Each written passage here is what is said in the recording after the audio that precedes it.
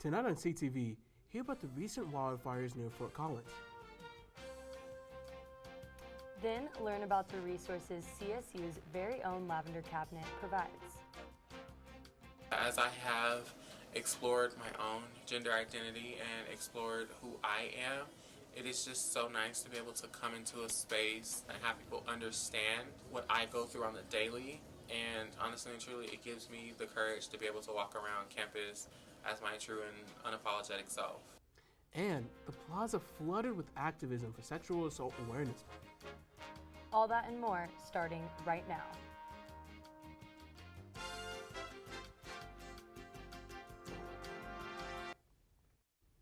Good evening, Rams. I'm JJ McKinney. And I'm Bella Walser. Thank you for joining us tonight. For years now, the city of Fort Collins has been steadily increasing the amount of homeless encampments they have cleared out across the community, with over 300 encampments cleaned up in just 2021 alone. The city has noticed that the efforts to keep up this encampment erasure may be more costly than they thought. The cleanup efforts have ended up costing the city $45,000 in just the first quarter of the year alone, just to do 187 cleanups. The city projects that if the encampment cleanups continue to be this costly, it will cost them almost $200,000 to clean up 700 encampments by the end of the year. Funding, the city says they are not likely to continue to spend. The most intense number of camps are along the Poudre River. Due to this increase of encampments, the city's natural areas department have bunkered down and accelerated the cleanups. According to the city, all of the rises in encampments in Fort Collins are most likely a direct cost of rising cost of living, stagnant wages, employment instability, which all lead to unsheltered homelessness. While the encampments may be destroyed, Fort Collins emphasizes that the occupiers are given 24 hours notice and that ultimately they want those experiencing homelessness to connect with the services they need. At around 4 o'clock in the afternoon on Tuesday, a well-traveled Fort Collins intersection quickly found itself in a world of chaos, with a 3-vehicle traffic accident near the corner of Taft and West Drake Roads pushing traffic to an understandable halt by the time that evening hit. Upon investigation, Fort Collins PD reported the series of events as this. A Toyota Highlander was heading northbound on Taft Hill when it rear-ended a Subaru Outback, forcing it to head into the median and start to roll.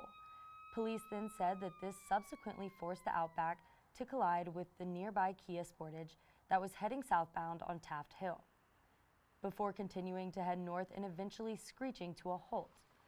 The accident seriously injured both occupants of the Outback at the time, where they were then taken to a nearby hospital to undergo treatment, while the driver of the Kia Sportage, on the other hand, reported no afflictions following the ruckus. After things settled down and authorities were called, the driver of the Highlander that allegedly kicked off the incident was reported as driving recklessly and was eventually found to have been under the influence of alcohol at the time of the wreck. Fort Collins PD has not yet released how they determined the driver was impaired, but regardless, they were still able to arrest the individual under suspicion of multiple charges. And by 7 in the evening, the nearby crossing was reopened and back in business for all Fort Collins drivers to continue to use. We'll keep you posted on any updates to this story as soon as they come. A wildfire that ravaged through the Cache La Poudre wilderness area has been contained by local firefighters. The Stove Prairie fire was first reported last weekend and had grown to be 33 acres wide.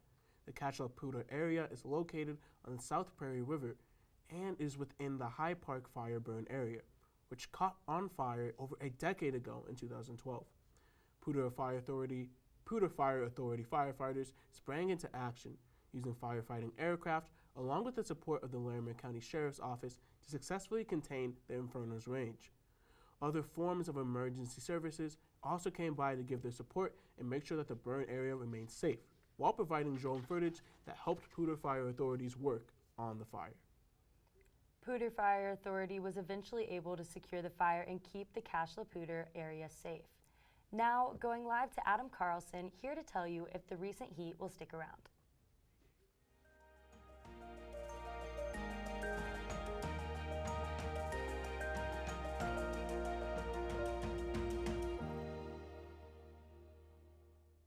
Good evening, Rams. My name is Adam Carlson, and I am here to give you your weather rundown for the week.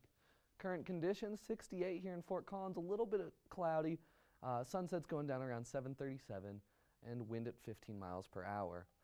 But with all this heat rising, things are coming back to life here on campus. From people just exploring the plaza to playing spike ball in the IM fields, things are back here a bit in Fort Collins. Now, overnight lows, we'll see it's a little chaotic here on the Eastern Plain and I-25 corridor. Red flag warnings all across the board. That just means it's a little dry and a bit more windy than normal. On the western slopes, we got Craig at 26 and then Grand Junction giving us 42 and our low Telluride 29. Now heading into tomorrow, what can you expect? It's going to be 44 degrees as our high, 29 is our low. Sunset 7:38 and humidity at 71%. That's because we can expect some good rain showers throughout the day tomorrow.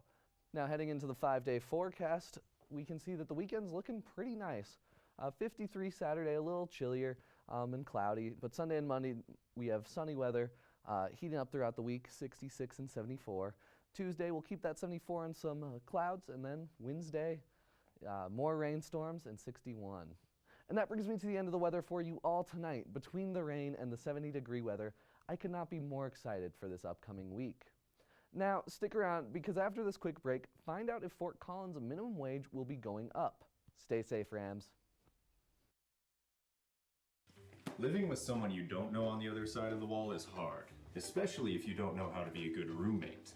The first thing that you'll want to do to be a good roommate is make sure that you always stay quiet.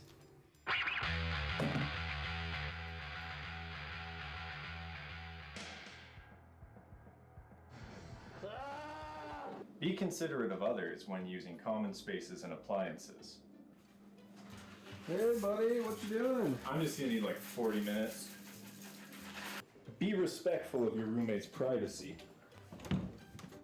Ugh, my bad. Finally, make sure that you clean up after yourself. Oh, fresh toothbrush.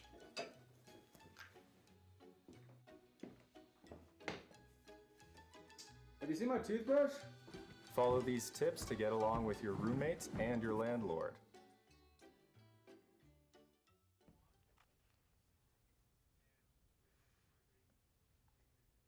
Welcome back from the break.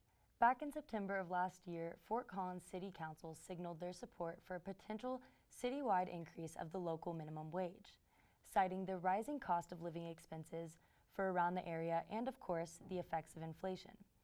And after months of deliberation and a pause on these rapidly moving proceedings to allow for more discussion and engagement from community members, government leaders have finally set a date for a vote on the hot button issue.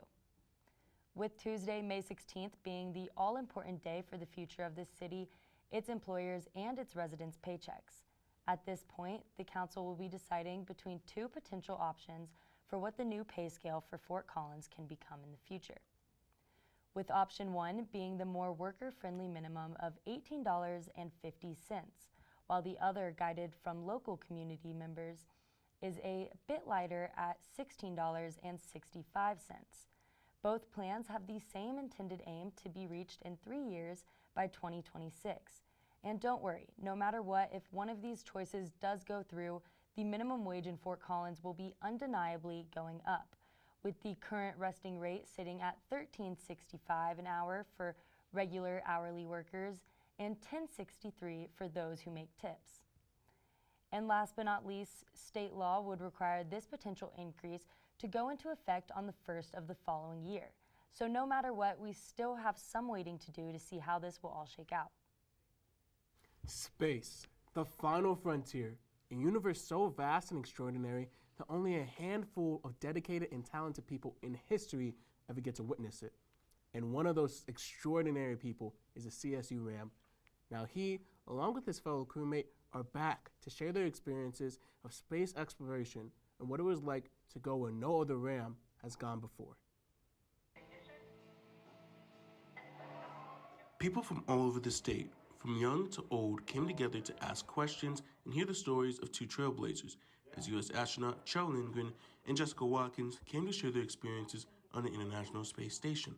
You know, it's a lot of hard work to have that opportunity to be selected into the astronaut office. For astronaut Lindgren, this homecoming is special, as part of his studying to become an astronaut took place here in the halls of Colorado State University.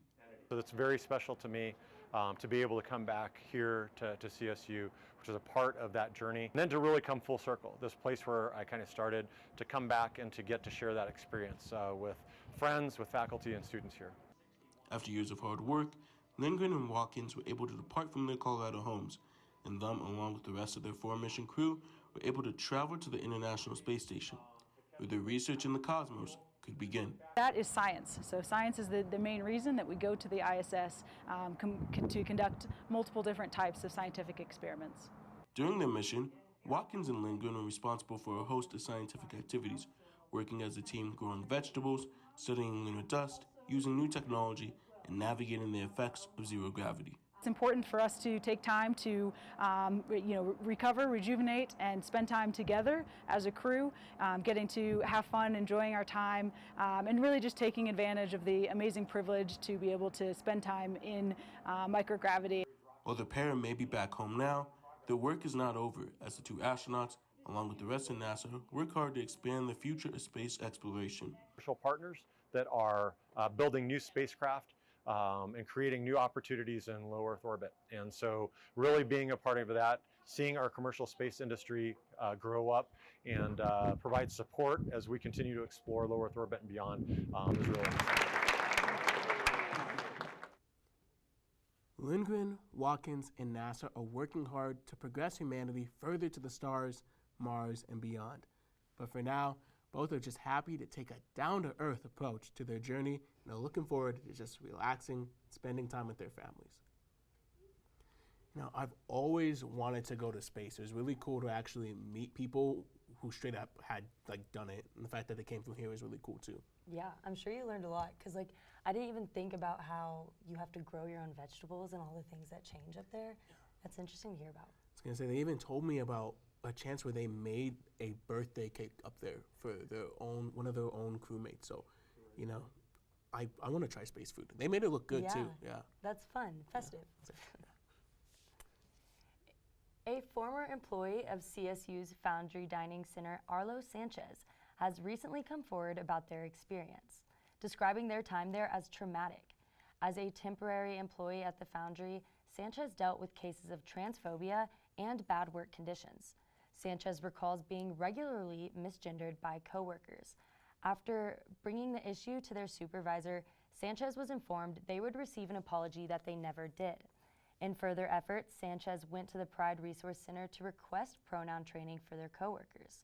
This experience turned out unsuccessful, as Sanchez said many of their coworkers were making jokes and not taking it seriously. Sanchez believes the work environment at the Foundry differs from other dining halls on campus, as they think this may be because of the management there. When discussing the work environment under management, Sanchez said, "There's no real accountability. There needs to be significant improvements towards work culture, rule enforcement, and reprimands for violations. Management allows harassment of many kinds to occur without consequences, which is what causes the repeated offenses." In response to Sanchez's experience, the Housing and Dining Services said that the Residential Dining Services is continuing its efforts to cultivate an inclusive workspace. If you want to hear more about Sanchez's story, visit the Collegian to read a more in-depth article by Sammy Gentle. As Sexual Assault Awareness Month continues, there has been a widespread push of educating the public about issues surrounding survivors. The Women's Gender and Advocacy Center is one of the groups participating in this month, spreading their message of women's rights, body positivity, and more. WGAC hosted a variety of tables, all dedicated to educating the students of CSU about a multitude of women's issues. Booths covering subjects about safe sex and protection, student case management, and gender expressions were available for everyone to come and learn. The event also displayed the clothing of survivors that they were wearing when they became victims of sexual violence. The display is meant to dismantle the stigma around hypersexualized sexual assault survivors, while also giving them a platform to use their voice and share their story. Overall, the event was meant to not only educate, but empower women as a whole, and show solidarity and unity for women everywhere. The Pride Resource Center, Women and Gender Advocacy Center, and ASCSU have collaborated to provide free resources to students out of something called the Lavender Cabinet. While the Lavender Cabinet has been around since 2018, do you know all the free resources available to you as a student? Yeah, as I have explored my own gender identity and explored who I am, it is just so nice to be able to come into a space and have people understand what I go through on the daily. And honestly and truly, it gives me the courage to be able to walk around campus as my true and unapologetic self. The Lavender Cabinet focuses on providing gender-affirming garments for trans individuals. However, the free resources are for all students. The cabinet provides first aid, menstrual products, and even hygiene essentials. The Lavender Cabinet is a project that ASCSU has helped fund over the last couple of years. It is a project that serves a lot of our folks, especially trans and non-conforming individuals. So we are in charge of monitoring inventory, collecting feedback, making sure that we're sourcing good, safe products. A lot of folks who are within those communities, it's really inaccessible. It can cost hundreds of dollars to get a constant supply of binders or needles, but even like going off of like needles, for example, having a safe place to discard those needles. To find the Lavender Cabinet, enter the LSC from the plaza and take a right. Once you reach the wall, the Pride Resource Center will be on your right. Walk in, ask a Pride staff member, and someone will lead you right to the cabinet. The resources within the cabinet, like I said, are genuinely for everyone. Having these centers where you can get more education and know more about the communities that you're in, and more importantly for the communities that you aren't in but want to learn more about, it's really important that these places are here and that they are funded well. So I would definitely say that the Lavender Cabinet is a very paramount and vital resource for a lot of students here.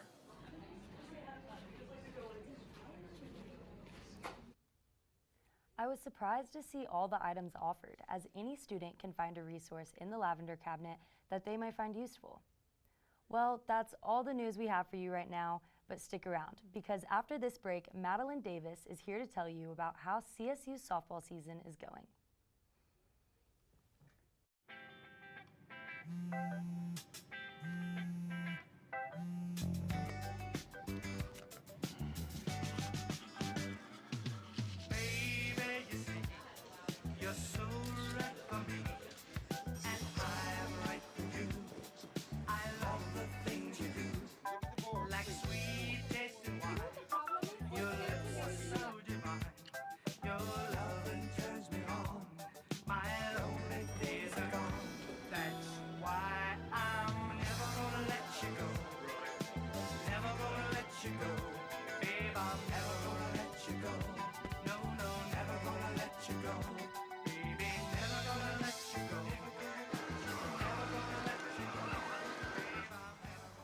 Here you go.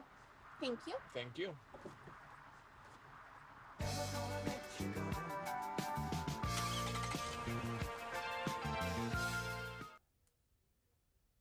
How's it going, Ram fans? Welcome back from the break. My name is Madeline Davis, and I'm your Thursday night sports reporter. I've got some fun action in the world of softball and tennis, so let's swing right into it.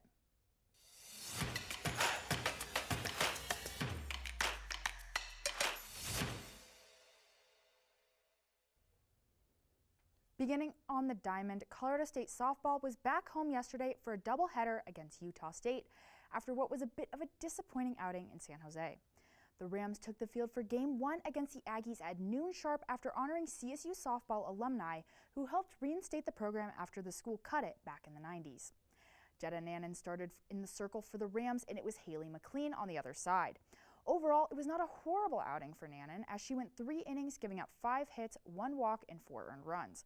While this may not seem like the greatest stat line to you, she's coming off an injury, and comparing this to her 2 previous starts, where she didn't even make it out of the first, I'll gladly take the 9 outs.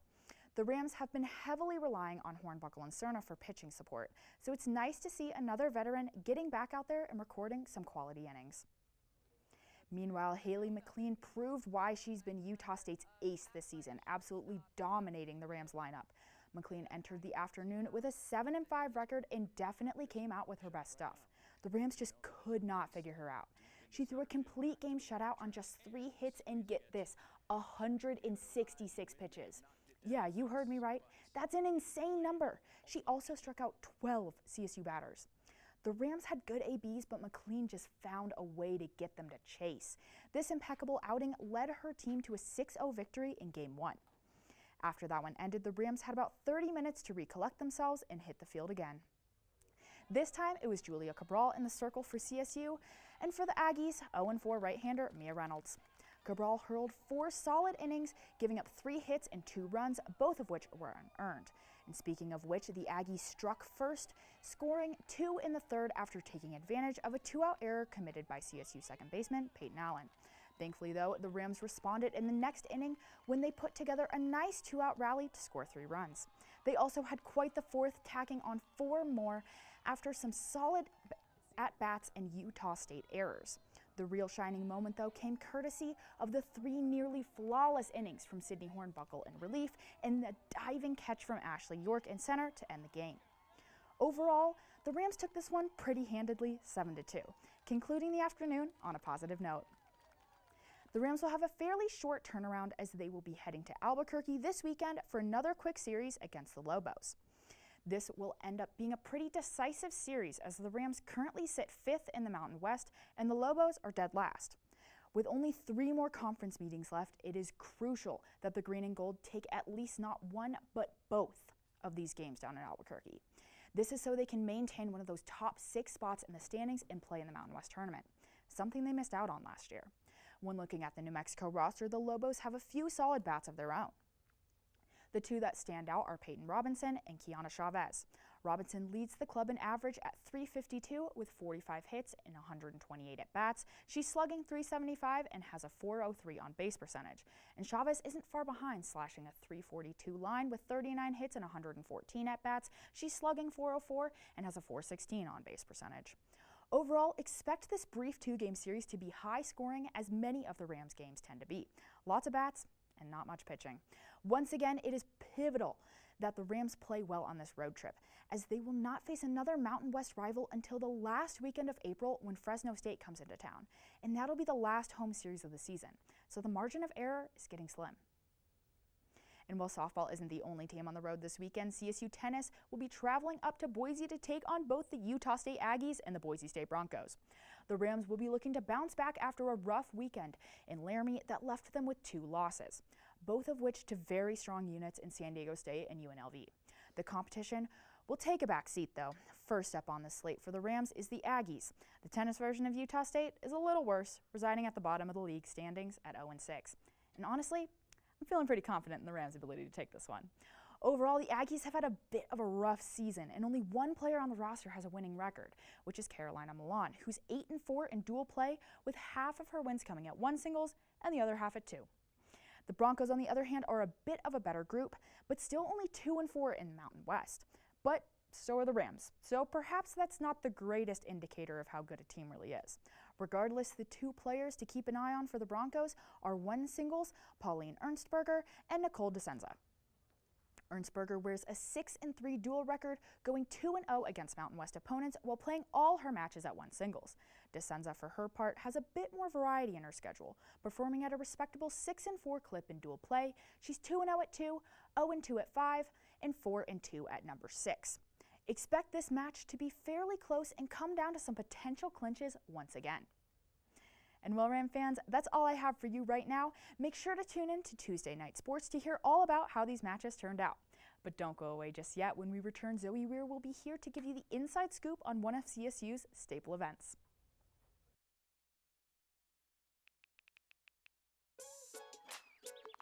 Worried about your friend but don't know how to reach out? You could say how are you or get a fake tattoo. You can ask with an app if it works for you. You could chat with them in VR. It's all good. If you think you should check in, yeah, you should. Whatever gets you talking. Reach out to a friend about their mental health. Whatever gets you talking. Learn how you can help at seizetheawkward.org.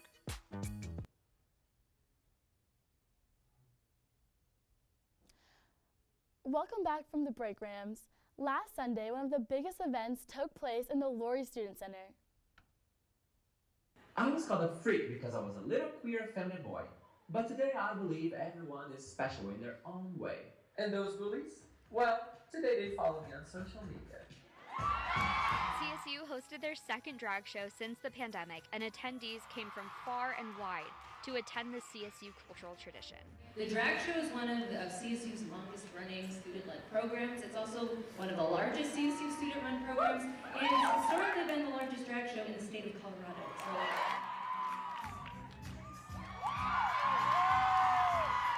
While most drag performers make their money through tips, all of the bills thrown on stage were given to a good cause. LGBTQ scholarship is a tuition-based scholarship that we give out every year, and our Leah Memorial Fund is an emergency fund for students who don't have family support, to make sure they have safe housing, safe food, health care, and all the things that they need to show up every day as a student.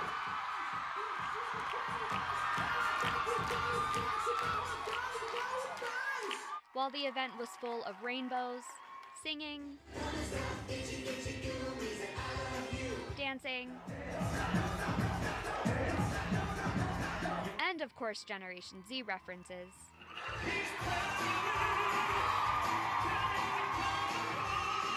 some artists took to the stage to discuss national issues that the community is facing.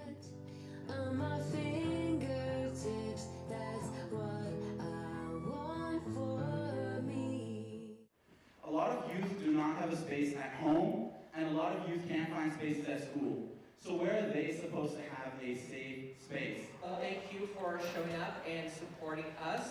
Not only drag is under attack, but the whole LGBTQIA community, especially trans people. Make sure you keep our safe spaces safe.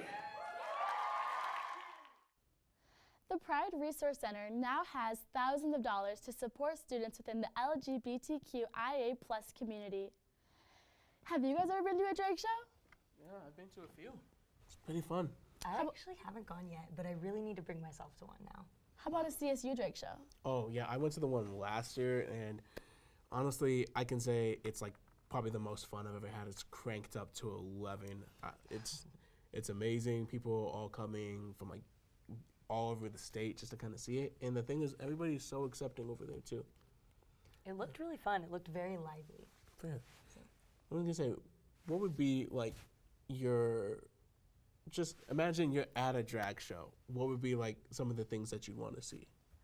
Ooh, that's hard. Well, in the package, I really liked like the different, when they are creative with it, like the costume with the umbrella with money coming off of it. I thought that was really interesting. I'm really into like the bright colors. I love the outfits. I'm like all in for the hot pink, the blues. It really grabs my eye. Yeah, I have to really give it up to those Gen Z references. I mean, I heard the period of platypus. I grew up on Phineas and Ferb. So, maybe we'll all go again sometime. Yes, I'm next down. year, Yeah. please. That'd be fun. Well, Rams, that's all the news we have for you tonight. Stay cool this weekend, and we'll see you soon.